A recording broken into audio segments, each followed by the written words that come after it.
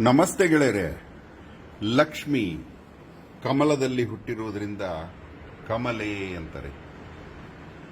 ವೇದಗಳಲ್ಲಿ ಶ್ರೀ ಸೂಕ್ತದಲ್ಲಿ ಆ ಲಕ್ಷ್ಮೀ ದೇವಿಯ ವರ್ಣನೆ ಇದೆ.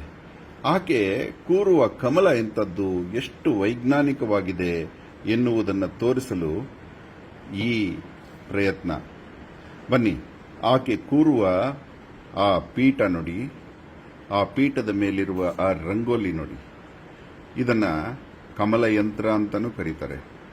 ಇದರಲ್ಲಿ ಏನಪ್ಪ ಅಂತದ್ದು ಅಂದ್ರೆ, ಇಟ್ಟ ಬಳಪವನ್ನು ಎತ್ತುವುದರೊಳಗೆ ಈ ಒಂದು ರಂಗೋಲಿ ಪೂರ್ಣವಾಗಿರುತ್ತದೆ. ಲಕ್ಷ್ಮಿ ಕೂರುವಂತಹ ರಂಗೋಲಿ ಇದು.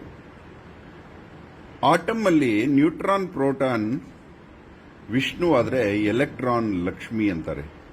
ಆ ಎಲೆಕ್ಟ್ರಾನಿಕ್ ಪಥ ಇದೆಯಲ್ಲ, ಆ ಎಲೆಕ್ಟ್ರಾನು ನ್ಯೂಕ್ಲಿಯಸ್ ಸುತ್ತುವ ಪಥ ಇದ್ದ ಹಾಗಿದೆ ಈ ನಮ್ಮ ವೇದ ಕಾಲದ ರಂಗೋಲಿ.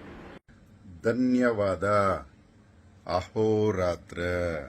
ಓಂ ಹಿರಣ್ಯವರ್ಣಾಂ ಹರಿಣೀಂ ಸುವರ್ಣರಜತಸ್ರಜಾಂ ಚಂದ್ರಾಂ ಹಿರಣ್ಮಯೀಂ ಲಕ್ಷ್ಮೀಂ ಜಾತವೇದೋ ಮಾವಹ ಗಂಧದ್ವಾರಾಂ ದುರಾಧರ್ಷಂ ನಿತ್ಯಪುಷ್ಟಾಂ ಕರೀಷಿಣೀಂ ಈಶ್ವರೀಂ ಸರ್ವಭೂತಾನಾಂ ತಾಮಿಹೋಪಹ್ವಯೇ ಶ್ರಿಯಂ